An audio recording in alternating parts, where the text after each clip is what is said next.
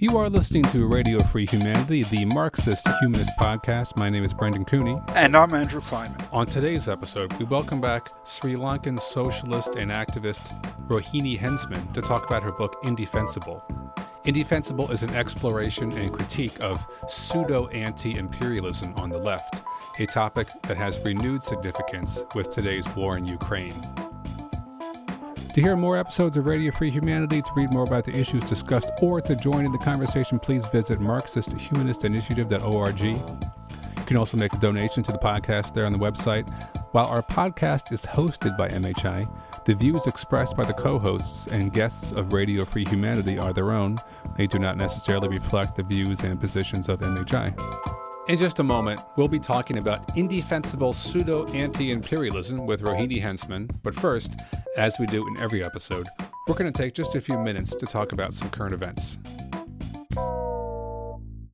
We are recording this current events section on February 28th. This week's topic is actually sort of in line with our main segment, our discussion with Rohini Hensman about pseudo-anti-imperialism, because today in our current events section, we're going to be talking about the curious case of the late Stephen Cohen, frequent contributor to The Nation magazine, to RT, frequent guest on Fox News, Tucker Carlson, and we're going to be talking about Stephen Cohen's career as an apologist for Russia. The impetus for this discussion today are two pieces that were recently published in February of 2023 in Byline Times by Duncan Campbell. One story is a piece that was commissioned by the Columbia Journalism Review, which comes out of Columbia University and positions itself as the watchdog of U.S. journalism. Several years ago, the Columbia Journalism Review, which positions itself as the watchdog of American journalism, commissioned Duncan Campbell to write an investigative report of The Nation magazine's support of Russian policy, which is unusual among liberals and the left to have that kind of position. So he worked on it for a very long time, completed this investigative report, 6,000 words, in 2019, and then it gets killed. The Columbia Journalism Review refuses to publish it. After fact-checking and being cleared, the head guy says, no, I want more changes. And then what happens is Duncan Campbell, 6 months into Putin's invasion of Ukraine, which is to say in August last year, he says, look, this is going on too long. We have basically an obligation to explain what's been going on with the nation and how they're basically in collusion with the Russian government. And so he says, publish my piece. And they didn't publish it. So finally it gets published early February in the Byline Times. And along with that, he published a second piece called Russia and the U.S. Press, the article the CJR didn't publish, the article the Columbia Journalism Review didn't publish, where he gives the backstory. One thing that's just important to know about this is who is this author, Duncan Campbell. He's a longtime journalist, and during the 1980s, he had been an editor at The New Statesman, which is kind of like the British version of The Nation. It's the British kind of comparable magazine, and he was chair of the company that published The New Statesman, and he knew the then editor of The Nation, the guy who kind of refounded it back in the late 70s, Victor Navasky. So this guy has known about The Nation and been involved in very similar stuff for a very long time, a long time veteran journalist. So to set the stage here, we have Stephen Cohen, who was a Russian scholar writing all these soft on Putin stories in The Nation. We have Katrina Vanden Heuvel, who was the editor, publisher, owner of Nation magazine, and she was married to Stephen Cohen before he died. And then we have Kyle Pope, who's the editor of the Columbia Journalism Review. And Duncan Campbell's piece argues that he thinks there's a conflict of interest between the CJR and The Nation, and that this conflict of interest led them to kill the story.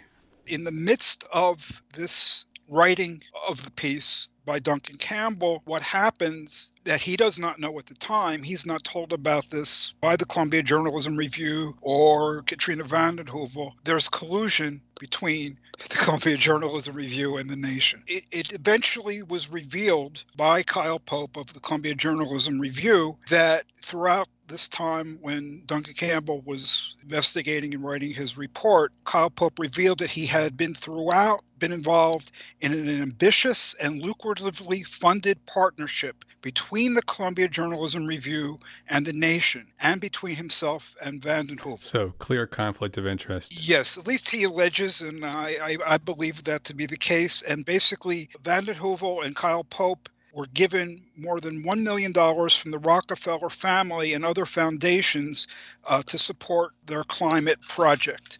So Duncan Campbell says, look, it's a worthy venture, but yeah, there's a conflict of interest here, he says, and this was not disclosed to him while he was writing the article.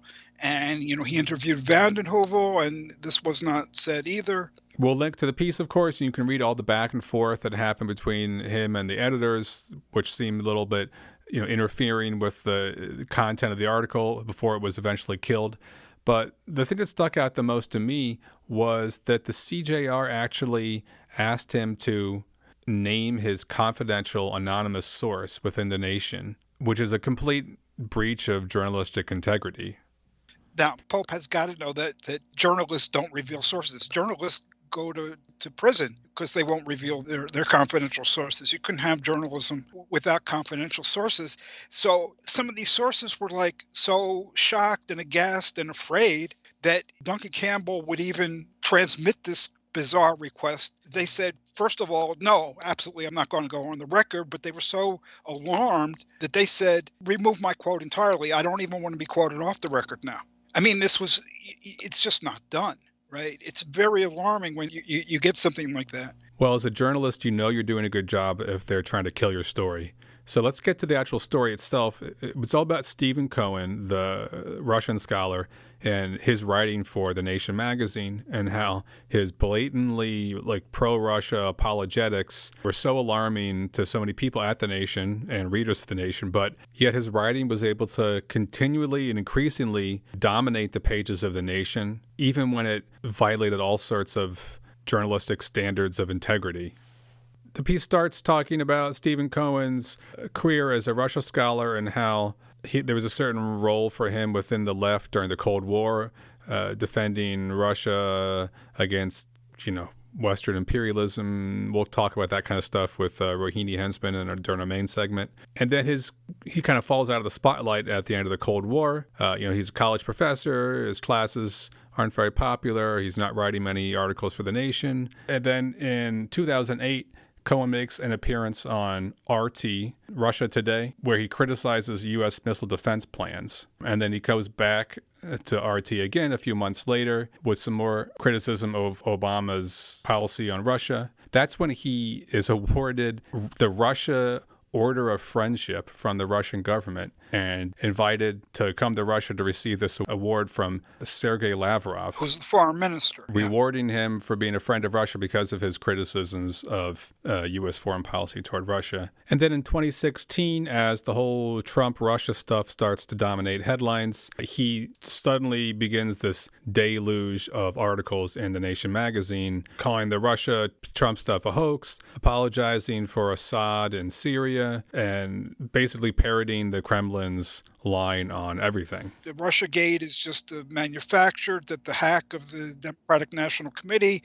was an inside job, and all of this, I think Duncan Campbell counted that, once Trump was in office, until Campbell finished his piece in 2020, Stephen Cohen had published 160 pieces in The Nation. Okay, so we're talking really about a period of 4 years, and his output in The Nation rose to the point where one year it was 70 pieces in The Nation, well more than one a week. So it's probably in the print, and it's probably a separate thing in the online stuff. These positions were unpopular with a lot of people at The Nation, and the article talks about how that dissent was quashed within the magazine.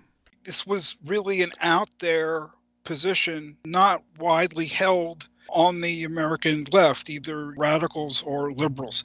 They kept bringing in new people and crowding out, or people left who were contributors to the nation who wouldn't buy this Cohen-Putin line. Yeah. So the other part of the story that's important is Cohen's wife and the editor and owner of The Nation magazine, Katrina vanden Heuvel. Yeah, and she's still the publisher of The Nation. I mean, she owns it. She's an heiress to Music Company of America money, big time. I always known she's independently wealthy, but independently wealthy just means you have enough money so that you don't need to work. She has enough money to subsidize the $500,000 per year operating loss of The Nation. Every year, The Nation magazine loses at least $500,000, and she covers every penny of that deficit year in, year out. So basically, if she wants her husband to publish 70 pieces a year apologizing for Putin, then they're going to do that. And it doesn't matter what anyone else thinks. Right. Although the question is, who is in charge of this operation? Is it Cohen using vanden Heuvel, or is it vanden Heuvel using Cohen? Is it Sergei Lavrov using both of them? Yeah. Here's sort of a thumbnail sketch of what investigative reporter Duncan Campbell believes. He wrote this to Kyle Pope in August of 22. Last year, when he said, okay, look, Russia's invaded all of Ukraine right now, publish this piece finally. And in his letter or message, he says, at the last minute, you blocked a report for CJR that you commissioned and I wrote, and it was about the role of The Nation magazine in promoting the Russian imperialist agenda of Putin, promoting it within the United States, as orchestrated by the late Professor Stephen Cohen, through the agency of his wife, Katrina vanden Heuvel, owner and publisher of The Nation. So he's basically saying it's Russians' imperialist agenda. The campaign to promote that within the U.S. is orchestrated by Stephen Cohen. And he says a number of scholars have explained this, Timothy Snyder and others. So the mastermind within the U.S. was Cohen, and he was working through his wife, vanden Heuvel. And look, this is similar to what we talked about 2 weeks ago when we talked about FBI agent Charles McGonigal, who's been indicted for various crimes, some of which involve collaborating with the Russians. The way Russian active measures work is that you don't always need to be bribed or blackmailed. Sometimes it's just finding an American who has a certain ideological disposition and exploiting that disposition to advance Russian interest in the United States. And in Stephen Cohen's case, it could have been just through flattery and the opportunity to advance his own career. I mean, this is where the term useful idiot applies. Unfortunately, we are running out of time, so we can't get into all the details of Duncan Campbell's piece, but he goes into a great detail, especially about this right-wing conspiracy theory that Stephen Cohen published in The Nation, claiming that the hacking of the DNC emails by Russia wasn't really hacked by Russia, claiming it was some sort of inside job by the Democrats, a completely baseless conspiracy theory. And even though they got a lot of criticism for it, they never retracted the article. It still sits on the Nation's website. And Stephen Cohen doubled down on it, saying that there was no reason that it could be proven false, even though we have all the evidence from the Mueller report clearly laying out the case for why U.S. intelligence knows that it was the Russian government who hacked the DNC's emails. This whole push of Cohen within the Nation begins, according to Duncan Campbell, 5 weeks before Election Day. Katrina vanden Heuvel brings Stephen Cohen to address a twice-annual meeting of the editorial advisory board of the Nation, and he starts to tell them that if you start to criticize the Trump-Putin connections, this could trigger global nuclear annihilation. And he warns that we're closer to war than any time since the Cuban Missile Crisis. He later says it's even worse than the Cuban Missile Crisis. And he derides the Democrats and the American media for demonizing Russian President Putin. Some people who had been involved with the Nation, Philip Green, who was a political theorist who had been on the board of the Nation for 40 years, he eventually left. And the piece ends with him saying the following. So Philip Green is quoted as saying the following: "The editorial position of the magazine, The Nation, appears to be that the only way to move toward nuclear arms reduction and peace is not to antagonize the kleptocratic thug in the Kremlin and not to distract the raging sociopath in the White House," meaning Trump. "This notion is so delusional as to be beneath serious discussion. It represents a turning away from a path of principle speaking, truth to power, to one of abject surrender to power." Well, we'll have to leave it at that, and we will link to both pieces, and we recommend people read them. Up next, our conversation with Rohini Hensman about her book, Indefensible. We are recording this interview on the 19th of February, 2023, and we're pleased to welcome back to the podcast Rohini Hensman. So welcome, Rohini. Thank you. Rohini Hensman is a writer, independent scholar, and activist working on women's rights, feminism, minority rights, and globalization.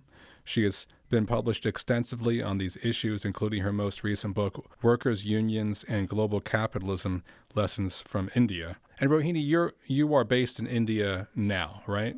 Yes, I am. But you're originally from Sri Lanka? Sri Lanka. I am from Sri Lanka, yes. Regular listeners will know that we interviewed Rohini almost a year ago discussing the war in Ukraine and the inability of some on the left to understand the real stakes in the battle. We discussed in that interview the phenomena of what you might call pseudo-anti-imperialism or fake anti-imperialism on the left, people that their entire sense of anti-imperialist politics is just to oppose what the West does and blinds them to the dangers of authoritarian movements and leaders outside of the West. And following up on that conversation, we thought it might be good to delve even deeper into a conversation with Rohini on this topic and talk about her book, Indefensible, Democracy, Counter-Revolution, and the Rhetoric of Anti-Imperialism, which came out in 2018. So, Rohini, you wrote this book in 2018. What were your central motivations in writing the book? I started writing what later became Indefensible because what was happening in Syria from, say, 2012 onwards was literally making me ill. I often use writing as a form of protest. For example, I wrote articles when Afghanistan and Iraq were bombed by the US or Gaza was bombed by Israel. But I find writing alone is not enough. In the cases of Afghanistan, Iraq, and Palestine, I also felt I was part of a community which was protesting against the bombing. I could participate in massive demonstrations and shout slogans along with others. In the case of Syria, there was no such collective protest against the slaughter taking place there. On the contrary, many people who had been part of the earlier protests were now parroting the propaganda of the killers. Trying to explain this shocking state of affairs is what led me to write a whole book rather than just an article about Syria, because I found that Syria was not the only case where self-professed anti-imperialists had become cheerleaders for tyranny and imperialism. When and how did this start? How did the rhetoric of anti-imperialism come to be used to support anti-democratic counter-revolutions around the world? What could we do about it? The book was an attempt to answer these questions. What is the central argument that you make in Indefensible? I trace what I call pseudo-anti-imperialism back to Stalinism. The idea that the Stalinist state was a socialist or communist or workers' state. This delusion entailed airbrushing its horrendous domestic repression, including of workers, minimizing the massive betrayal of the Hitler-Stalin pact, which in my view made Stalin a Nazi collaborator for almost 2 years, and above all, ignoring the brutal imperialist oppression of peoples in the non-Russian republics of the USSR, amounting in some cases to genocide, as Raphael Lemkin pointed out. The delusion has affected not just members of Stalinist parties, but goes far beyond them, to social democratic fellow travelers, and even some Trotskys. So I feel we owe a debt of gratitude to some Russian communists and Marxists outside Russia like C.L.R. James and Raya Dunayevskaya, who very early on classified Stalinist Russia as state capitalist, which clarifies this point of what it was. But in a way, I can sympathize with those who resisted acknowledging the counter-revolution that had taken place because they were so emotionally invested in the revolution and Stalinist propaganda was so powerful. What I find more difficult to understand is the neo-Stalinists who repeat Putin's propaganda despite his overt rejection of Lenin and desire to reverse the Russian Revolution. So I classify pseudo-anti-imperialists into three groups, one of which is these Stalinists and neo-Stalinists. The second consists of those for whom US imperialism and its allies are the only enemy in all situations. Even if they concede that other regimes are oppressive, this is immediately brushed under the carpet. They are unable to deal with complexities such as the idea that anti-imperialists may have more than one enemy. Therefore, they assume that if someone opposes, say, Russian imperialism, they must be supporters of US imperialism. In their own way, they believe in US exceptionalism, except that instead of seeing the US as exceptionally great and good, they see it as exceptionally evil and oppressive. This results in blatant double standards. If a Western power supports a dictator in a third world country in return for military bases and diamond and gold mining concessions, it is rightly classified as imperialist. If the Putin regime's Wagner Group does exactly the same, it is not classified as imperialist. It results in selective solidarity with some victims and not others, depending on who is oppressing them. Palestinian civilians targeted by the Israeli state are deemed worthy of solidarity, but Syrian civilians targeted by the Syrian, Iranian, or Russian state are not. For that matter, Palestinian civilians bombed and subjected to a starvation siege by the Syrian state and its allies in Yarmouk and other refugee camps, as described by Palestinian activist Budur Hassan, are not deemed to be worthy of solidarity. Brings us to the third group of pseudo-anti-imperialists, the tyrants and despots who cry imperialism if anyone from the West criticizes their crimes against humanity. In addition to Syria, I demonstrate the activities of these three groups in connection with the conflicts in Russia, Ukraine, Bosnia, Kosovo, Iran, and Iraq. My argument is that they promote imperialism, authoritarianism, and war, despite claiming to do the opposite. I conclude that despite talk of a new Cold War, what we are facing now is a global struggle between authoritarianism and democracy. It cuts across the former Iron Curtain and is being waged in each and every country. So it's not as though some countries are all on one side and some countries are all on the other. It comes in within every country and in some cases breaks out into open warfare. Our task as socialist internationalists is to support struggles for democracy and human rights wherever they occur in whatever way they can. So that's a sort of summary of my argument. At one point in your book, you say that we really need to reframe what we mean by right wing and left wing because so many people on the left have associated, the right wing with neoliberalism and the left wing with like state capitalism, basically. But if you recognize neoliberalism and state capitalism as just being different forms of capitalism, that can allow one to understand that, as you put it, quote, the key difference, therefore, is between democratic states that allow working people to fight back against the forces exploiting and oppressing them, and authoritarian states that block such struggles in multiple ways.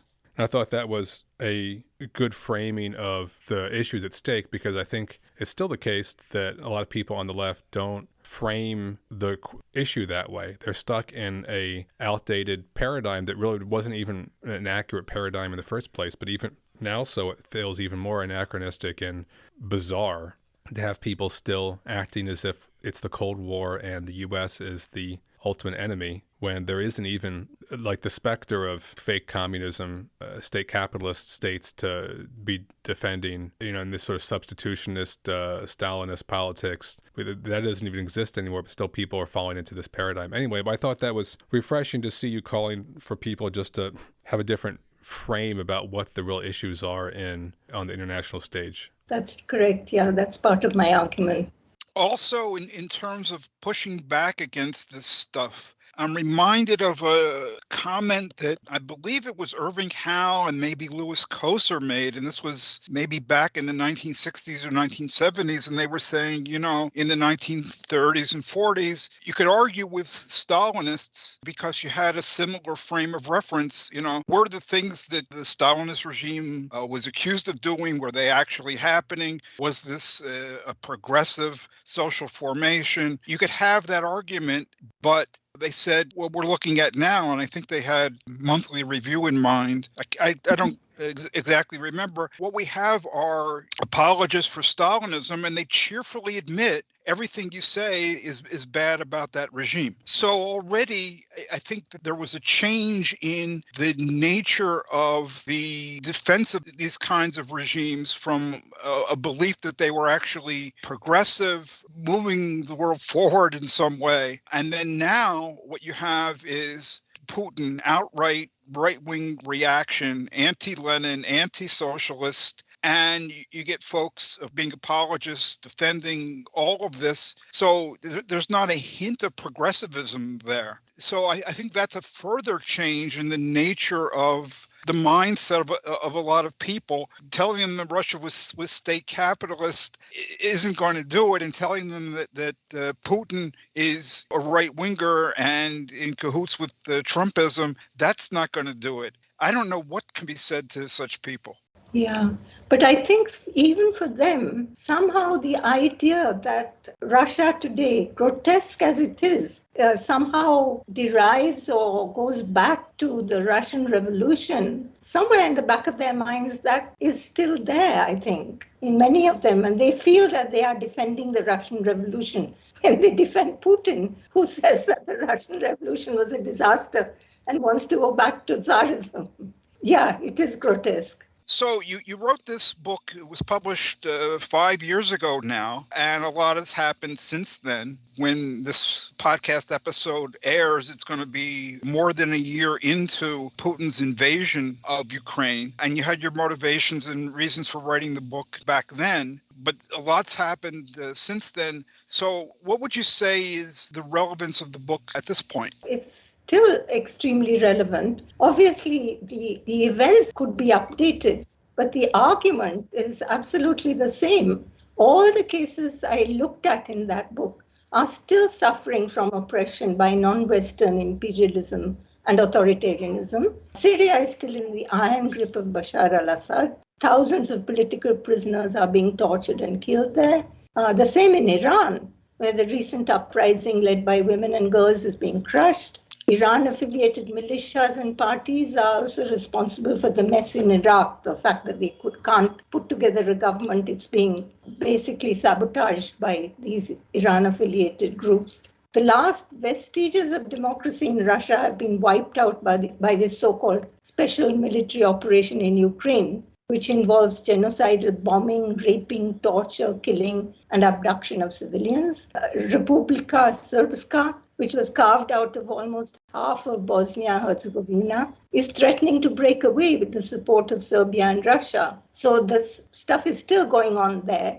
And pseudo-anti-imperialists are still ignoring or justifying it all. So I think the arguments are still solid and relevant today. So, Rohini, maybe you can help our listeners and us walk through some of the argumentation in your book. You get into a discussion of theories of imperialism within the left and maybe the validity or relevance of some of those different theories and how those theories of imperialism relate to this problem of pseudo-anti-imperialism. So one of the things you do is to look at Lenin's book on imperialism, which is kind of the classic text that a lot of people refer to on the left and has been pretty influential. And you get at this issue of whether we're talking about imperialism as like classical imperialism of territorial conquest and the subjugation of foreign countries to a imperial pull, that versus the issue of foreign investment, the export of capital into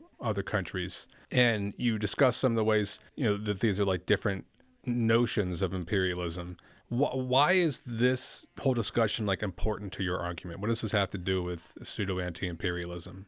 Well, first, I think it's important to distinguish politically or military actions taken by a state to promote investments of its own capital in other countries, for example, colonizing it or in other ways dominating it, from foreign investment by firms without any such support. Because if we conflate the two and call them both imperialism, the notion of imperialism becomes diluted to the point of absurdity. For example, you would have the advanced capitalist countries who invest in each other being seen as dominating each other. Or when India invests in Britain, India becomes imperialist power in Britain, etc. So that becomes absurd. In fact, as of now, many countries are today competing with each other for the second type of foreign investment. Of course, that creates different problems, which I dealt with in my previous book on workers' unions and global capitalism. But I wouldn't count that as imperialism. Now, I think that, of course, Lenin's pamphlet was written at a time when he couldn't really engage in much research, etc., and it was written in a hurry in the middle of the war. So it's not his fault, I think. But I do think it has been used. Imperialism, the highest state of capitalism, has been used for a rather confusing definition of imperialism. Lenin says, just to quote him, we must give a definition of imperialism that it will include the following 5 of its basic features. 1, the concentration of production and capital has developed to such a high stage that it has created monopolies which play a decisive role in economic life. 2, the merging of bank capital and production capital, industrial capital, and the creation on the basis of this finance capital of a financial oligarchy. 3, the export of capital as distinguished from the export of commodities acquires exceptional importance. 4, the formation of international monopolist capitalist associations which share the world among themselves. And 5, the territorial division of the whole world among the biggest capitalist powers is completed. That's the end of the quote. Now, I didn't attribute to him the opinion that a country that engages in foreign conquest and colonial subjugation is not imperialist if the interests of finance capital are not at stake. It was obvious to me from what he's written elsewhere that he regarded Britain, France, and Tsarist Russia as being imperialist powers long before the epoch of finance capital. Rather, what I said was that in this particular pamphlet, he conflated 2 different phases of the capitalism. That is the classical phase of imperialism and this newer phase of finance capital. And this has allowed pseudo-anti-imperialists to distort his consistent opposition to all forms of imperialism. So that was my argument about this. So, for instance, I see this argument sometimes pop up on the pseudo-anti-imperialist left. They say things like, well, Russia isn't imperialist because it doesn't export capital. I'm going to quote you from here's a website called the Arkansas Worker. I don't know what party they're related to, but they say, quote, today capitalist Russia's GDP is smaller than that of South Korea or India. Russia's economy is almost neo-colonial, dependent on the exchange of raw materials such as oil and ores. This is the classic economic relationship of a colony to imperial finance capital. So their argument is like they just export raw materials, so they're really like in a neo-colonial relationship with international imperialist finance capital, and so we can't call Russia imperialist on that basis. This is the kind of argumentation that you are trying to form like a theoretical basis for critiquing with this distinction, right? Absolutely, yes. This idea that even though Russia is like clearly engaging in a colonial imperialist war of trying to bring more countries into the Russian sphere of political influence by militarily, people have this very specific definition of imperialism, and they use that to then claim that Russia can't be imperialist. Yeah, that's nonsense. Yeah. So you can go around colonizing other countries, and that doesn't count as imperialism because you're not exporting capital. In fact, in the classical phase of imperialism, many of these countries, like Britain, for example, were gaining more capital from their colonies than they were exporting to them. So, that's really not the definition of imperialism, not a definition that would hold water. To be clear here, you're not saying that Lenin thought that imperialism requires this foreign investment, that's a precondition for calling a country imperialist, is that it exports capital or engages in foreign investment. You were saying that, if I understand you, you're saying that in his pamphlet, Imperialism, the Highest Stage of Capitalism, he just ran together two things which need to be unpacked. One is foreign domination, military conquest, and so forth, and the other is foreign investment. That's right. Yeah. That's what you're saying. That's right. Yes. Right. Okay. You agree that he doesn't actually believe that prior to this stage of monopoly capital, of finance capital, there was no imperialism. He didn't think that it had emerged from nowhere just in the past couple of decades before he was writing. There was a thing called the Holy Roman Empire. That's the root of the word imperialism. So he was aware of that kind of thing.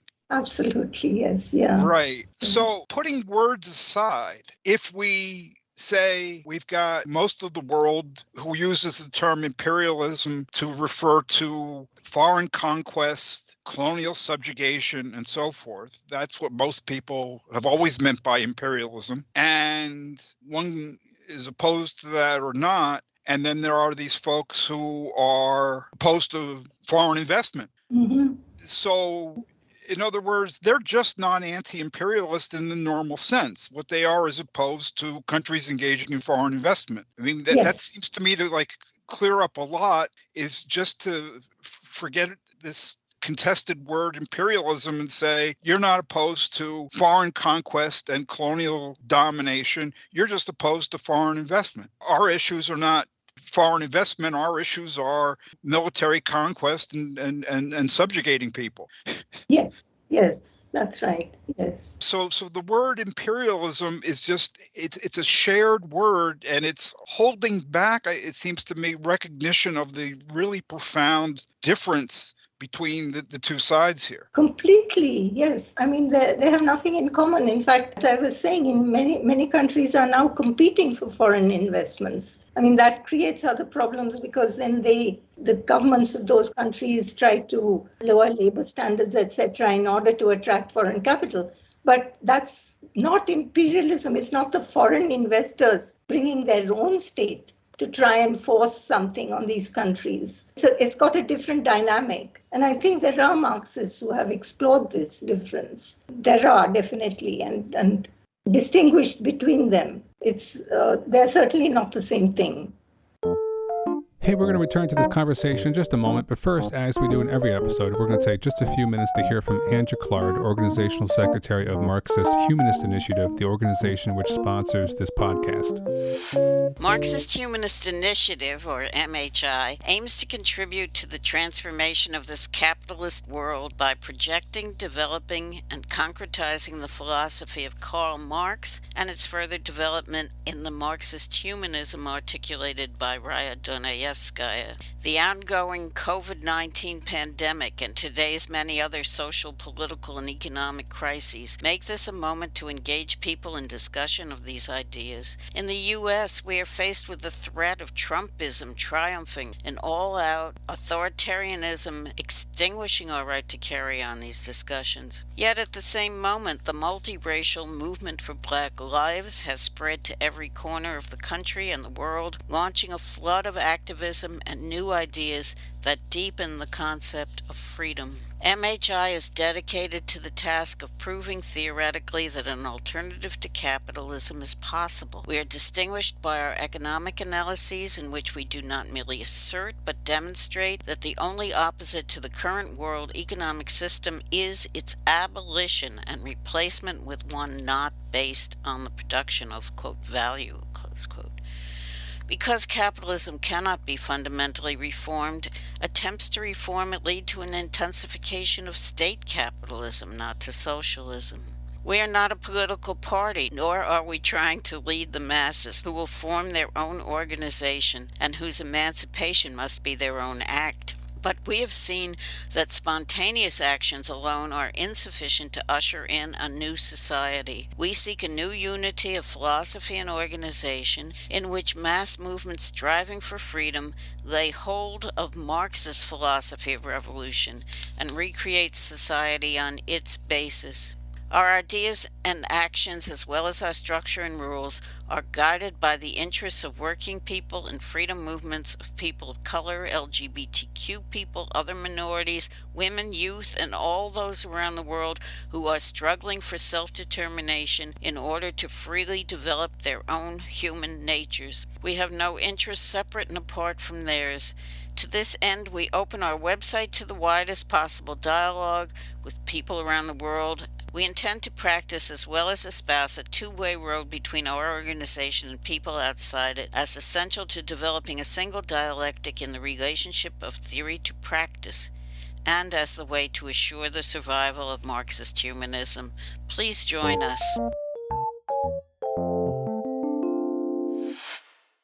Well, another thing you touch on in your book, along with your discussion of Lenin and imperialism, is Lenin's approach to national liberation movements and how Stalin really turned that whole question on its head. We actually, I think, covered some of this material a year ago, but I think it's worth repeating because we're in the midst of this battle against parts of the left that don't recognize Ukraine's right to self-determination and collapse the entire issue of the war in Ukraine into a war between the West and Russia, as if Ukrainian self-determination has no importance to the question at all. So maybe you can review for our listeners, how did Lenin treat national liberation movements in his writing, and how did that change under Stalin?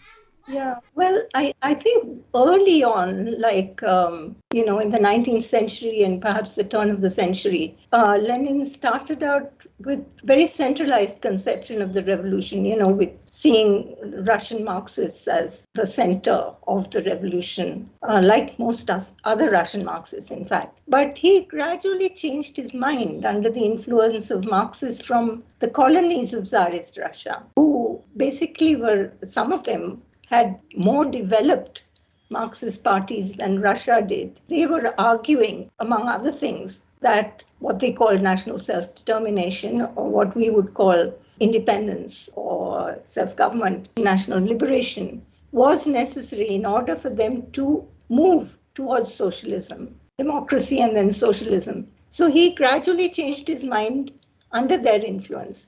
I mean, after the revolution, he was associated with the development of local languages and cultures, which is a contrast with Tsarist Russia, which, tried to Russify everything except for treating them as sort of subcultures. And there were treaties with some, like the Baltic states and Finland, which made them independent. And other states, like including Ukraine, became independent Soviet socialist republics. And Lenin wanted the Soviet Union to be a voluntary union of equal states. And that's why he insisted against many people, including Rosa Luxemburg, on a clause proclaiming the right to self-determination, including secession, in the Treaty on the Formation of the USSR. He made it clear that he supported national liberation in the former Tsarist colonies as much as he did in the Western colonies, and vehemently condemned what he called Great Russian chauvinism.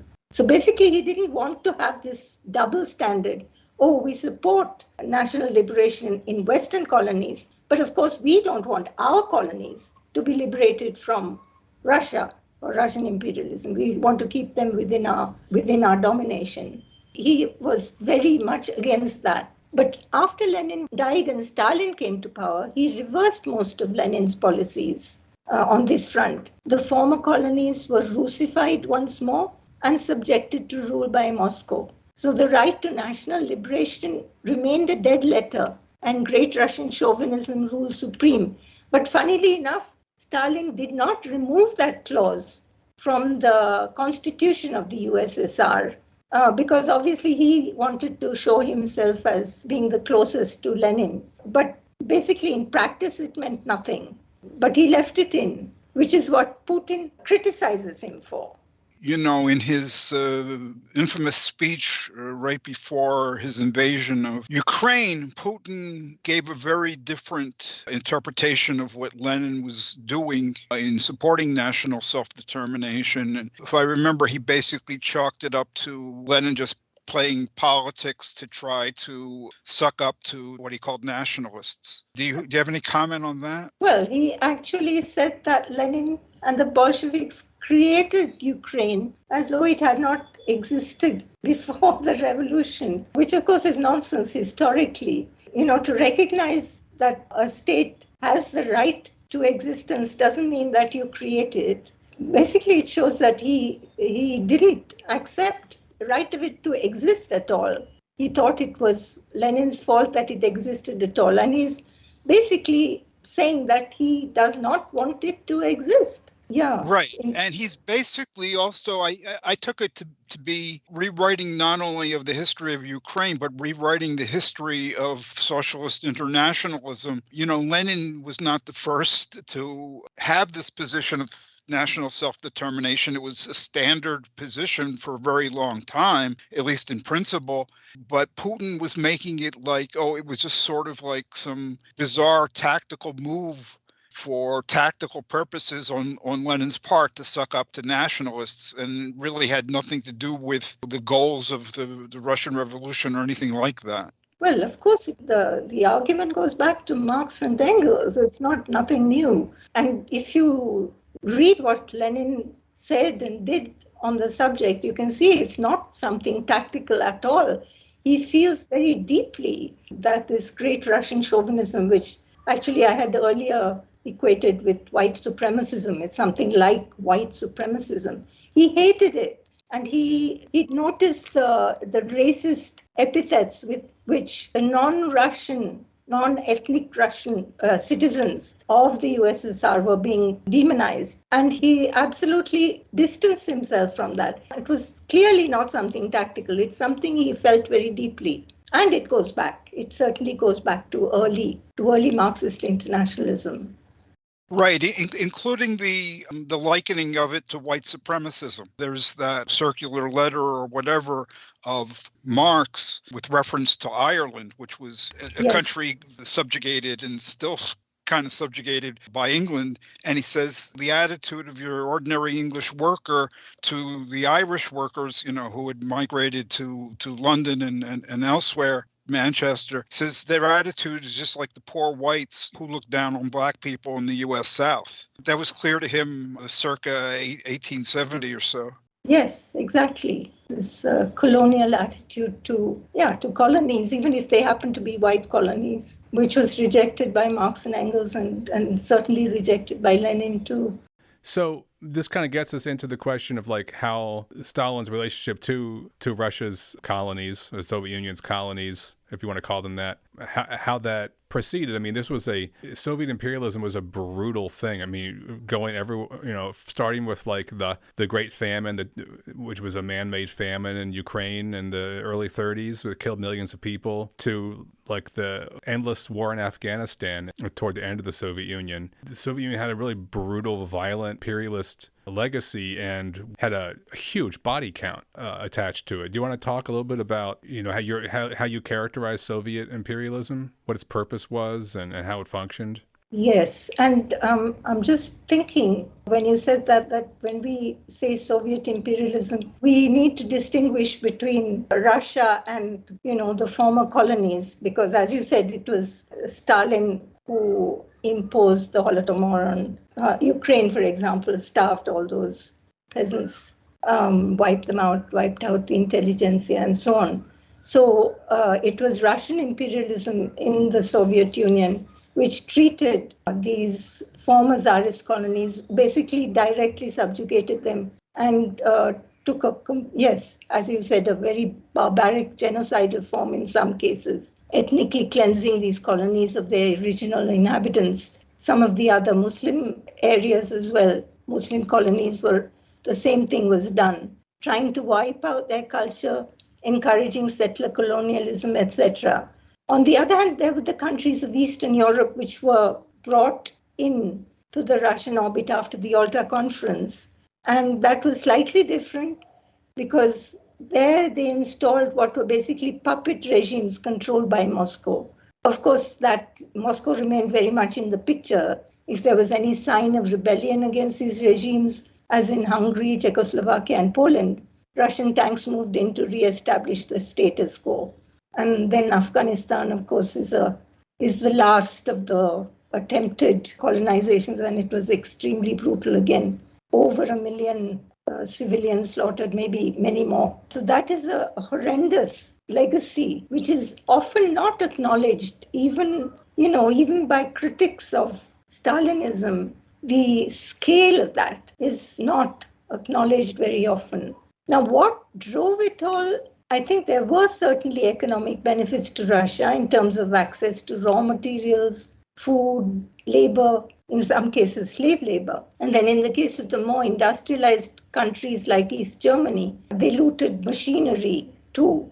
So all this fed into the dream to catch up with and surpass the West economically. But exerting imperial power, political power over the other countries was also a motive, even when it might result in economic losses. For example, the incursion into Afghanistan was pretty bad for the USSR in terms of its economic impact, but they still went ahead with it. And of course, this was all justified in the name of socialism in one country, namely the Soviet Union, which was supposed to be one country and socialist, and had to be defended and promoted, even at the cost of betraying the working classes of other countries.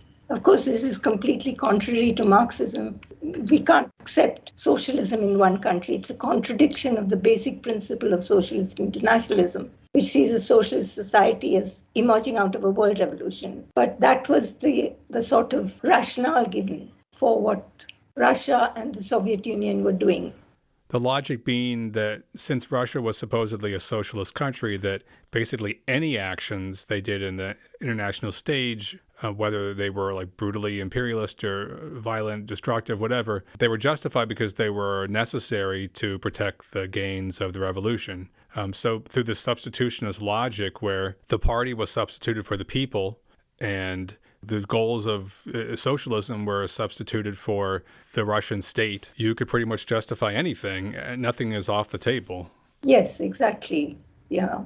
Yes, well, the interests of the international proletariat come first. So crushing the international proletariat is how you save them. Yes. It's reminiscent of Vietnam. No, I find you have some good summaries in the book of some of these brutal disasters imposed by Soviet imperialism. And I find those are really good to be reminded of because they really aren't as talked about a lot, especially, I don't know what it's like in other countries, but even in the U.S., where I grew up in the Cold War and there was lots of anti-Soviet propaganda, a lot of the time I don't think I really learned my history of like Soviet imperialism very well. And especially on the left, everything you read is just talking about all the bad things that U.S. imperialism did in the 20th century. So the Holodomor, the Great Famine, all these different misadventures of the Soviet Union on the world stage are not things that a lot of people learn about. It's like kind of an under-discussed part of the 20th century history, which is crazy because, I mean, we're talking about a huge part of the world that was wrapped up into this imperialist insanity. Exactly. Yeah. Yes. And I also have to admit that although I obviously saw the East European bloc, the Warsaw Pact bloc, as being colonized or dominated by Russia, I tended to think of the Soviet Union as, all one country. And it was only much later on that I started thinking of, if the 1990s and so on, that I started thinking of them as colonies, and then going back and looking at everything and finding out much more of the kind of barbarism that was inflicted on some of them. Naturally, they wanted to be independent. So, Rohini, some of the pseudo-anti-imperialists that you criticize in your book did not take too kindly to the criticism. They were actually frothing in the mouth with rage as I read it. For instance, there's the World Socialist website, which you call out very early in the book, that's associated with the Heliite organization in the United States. On their website, they charged that, quote, Indefensible, your book, is a full-throated endorsement of imperialist war. And they said that you engage in grotesque propaganda and that the, quote, bulk of Indefensible consists of vitriolic attacks on left-wing and socialist opponents of war. And they weren't the only ones. Kevin Zeiss, who has since passed away, he was a U.S. Green Party activist. And in the review of your book, he wrote that, quote, Indefensible is a defense of U.S. militarism, the never-ending wars and global chaos created by the United States since 9/11. And he also said that the book is, quote, an attack on people who oppose U.S. imperialism. I don't have any question here. I would just like to give you a chance to respond. Right. Now, I think there's a difference between these two responses. If you remember the classification, the threefold classification of pseudo-anti-imperialists I went into earlier, Kevin Reese's rejoinder seems to be a case of inability to deal with complexity. He assumes that anyone who supports struggles against an autocracy or imperialist regime other than the US and its allies must be a supporter of US imperialism and militarism. He asserts that I justify every US war, when the book makes it clear that I have opposed US wars on Vietnam, Afghanistan, and Iraq, among others. But it seems to me his mind simply can't grasp the possibility of opposing US as well as other imperialisms. The World Socialist website pieces are actually a vivid demonstration of everything I write in my book. To begin with, the twisting of facts. Anyone who reads the book would know that calling it a full-throated endorsement of imperialist war is an outright lie. I spend a significant portion of it condemning US imperial wars. Of course, the bulk of it is not that, because I've written about that elsewhere. The bulk of it is written for those who already condemn US imperial wars but want to know more about other imperial wars. They claim that I present not a shred of evidence for mass uprisings in Syria, whereas I present copious evidence from Syrian witnesses and analysts, including Marxists and anarchists. Yes, there are such people in Syria, which they don't seem to know. They also spread lies about me. I don't understand why. I'm not quite sure. For example, they say I have ties to the Communist Party of India and have a Sri Lankan Maoist background. Now, as it happens, I have a friend who was once in the CPI, the Communist Party of India, who left it a long time before I met him and who is now strongly anti-Stalinist. Does this mean I have ties to the CPI? I don't think so. Neither I nor anyone in my family has ever been a member of a Maoist group or party. So I'm guessing the idea is to smear me as a Stalinist. Anyway, let's forget about all that. The lies about the book and about me, they pale into insignificance compared to the racist abuse, I call it racist, with which Syrians are treated. According to them, that's the WSWS, Syrians are incapable of fighting for freedom and democracy. They have no agency. And all those who oppose Bashar al-Assad are either fools manipulated by Washington, as well as probably being Islamist militants who killed thousands of themselves and their own children with poison gas, since, of course, Assad would never do such a thing. And much more along the same lines. I mean, I can't go into all this. It's too sickening. But it all sounds familiar, doesn't it? It's almost word for word an echo of Syrian and Russian government propaganda, every single thing they say. They say it is the task of the Syrian working class to overthrow Assad. But they quote not a single Syrian worker, only Western apologists for Assad. Their whitewashing of Stalin and Putin runs through their 4-part article and includes the statement that, quote, Hensman's insinuation that the Soviet Union collaborated with Nazi Germany is a reactionary historical lie, close quote. And this is despite solid evidence of the Hitler-Stalin Pact and its secret protocols, as well as the expulsion of communists from the Soviet Union to Nazi Germany by Stalin. That's communists who had come to Russia because they were fleeing Nazism, were sent back by Stalin. So they clearly, these people, the WSWS, in my view, they clearly fall into the category of neo-Stalinists, despite their claim to be Trotskyists. And I think this is confirmed by their recent write-up of the Ukrainian war, where again, they completely dismiss the Ukrainians. They don't see them at all. And they see it as a war which is started by NATO. And Putin is forced to respond to them. Imagine, Putin is forced to murder all these Ukrainian civilians, children, including children. It's terrible. You know, you talk about the racism of this, and it reminded me of something, and this just goes to show this stuff is not new. It's very, very entrenched. Here in the U.S., there's one of these groups, another group that calls itself Trotskyist, the Spartacist League. But they were very rabid supporters of, back when there was the USSR, their invasion of and war, in Afghanistan. Their newspaper was called Workers' Vanguard, and it had a very famous cover with a Russian soldier on the front, and the title was Hail Red Army. I don't know, I was reading this maybe 1979, 1980, something like that, and something in it that I'll always remember. I can never forget this. Just this blanket statement in their newspaper that Afghanistan and elsewhere in the third world, these countries are too poor to be governed democratically. Yes, exactly. We're all too poor and too backward, and we can't do things for ourselves. I mean, anyway, this stuff goes way, way, way back. These attitudes are really reactionary, but they're deep set. It's like nothing ever changes.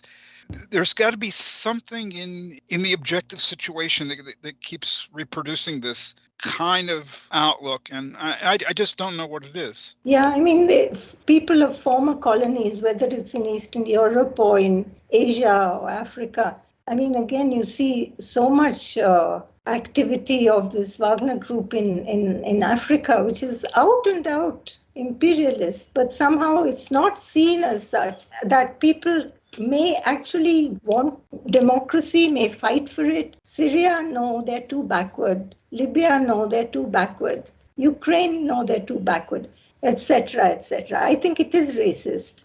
And yes, it does go back, and it remains till today. Quite sad that you find it on the left. Of course, on the right, you expect it. That you find it on the left, that's appalling. Well, Rohini, thank you so much for taking the time to talk with us again. This has been a great conversation. Thank you for interviewing me.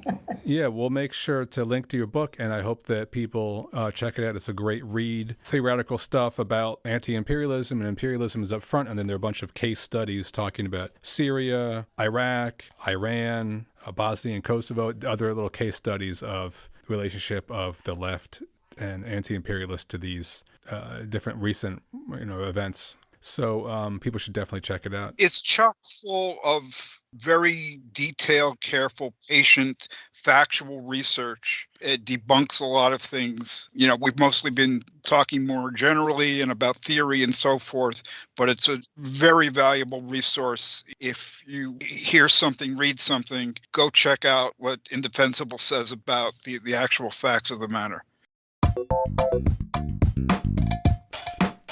Hey, that's all the time we have for this episode of Radio Free Humanity. If you like the podcast, please do stop by Marxist-Humanist-Initiative.org to listen to other episodes and to read more about these issues and others. As always, if you like the podcast, we encourage you to write to us, to comment and rate the podcast, and of course to share with all your friends and enemies.